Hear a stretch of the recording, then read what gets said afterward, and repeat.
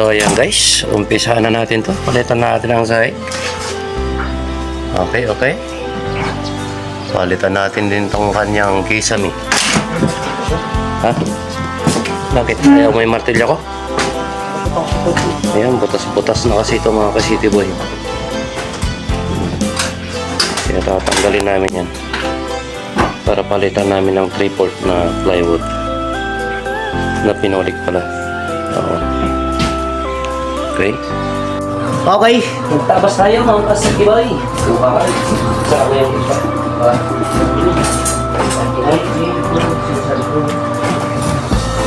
Pasok natin, right? Okay na.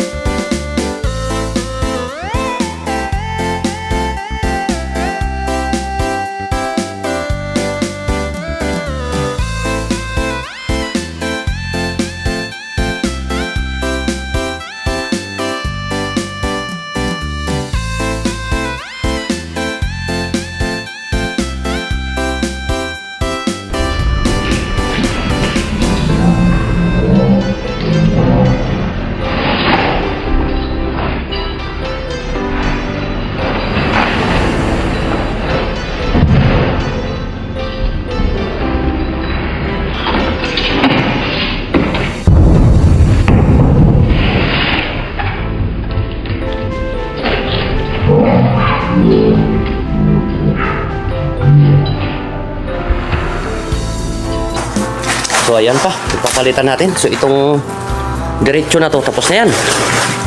Ito naman, baklasin natin, palitan natin. Okay. Magkano, ilang galon yung ano, kailangan mo? Dalawa? Ayan na mga ka-city boy, konti na lang din natin natapos. Yan ang tinatawag nila na garabuti. Ang ginagawa ni Kuya Boy dyan, tinatawag nila na garabuti. Okay, so yan lang, lalagyan natin si Rojo. Tapos dito, si Rojo dito. Yan. Okay, dito nakapix na to mga ka-city boy. Yan. Gagarabuti ano ni Kuya Boy dyan. Tinatawag na garabuti dyan. Oh, ha? So ayan, isabi na lang nalagay natin dito. Oh, ay. Pinipintra na ni Wardong yan. Yun lang ating tatakpan.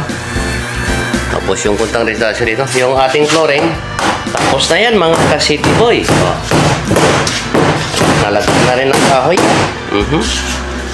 Hanggang dito. Tapos na yan. Hanggang sa kusina. Okay na yan. Ito na lang lalagay natin para balik naman tayo sa taas. Dumating na yung ating mahiwagang hotpot-len. Yan. Okay na yung flooring niya. Tibay na yan. 3/4 na yan. 3/4. Okay. Tagos na yung araw ah. Ano nangyari dyan? Ha? Okay. Yan mga ka-City Boy. Okay na yung ating ceiling dito. Hanggang doon. Pati yung switch niya, naayos ko na rin. Okay na itong kanyang ilaw dito. Oh. Tapos yung isa doon. Oh, yun, sa dulo. Okay. Tapos yung kanyang outlet dito, napalitan ko na, natakpan ko na yung iba. So, bali 3 na lang yung outlet niya dito. Ayan. Saka yun. Alright. So, dumating na yung si Parlin natin. Ay, si Parlin. At Parlin natin, bukas doon na taas. Okay, sinext video na naman mga ka-City Boy. Babay sa inyong lahat.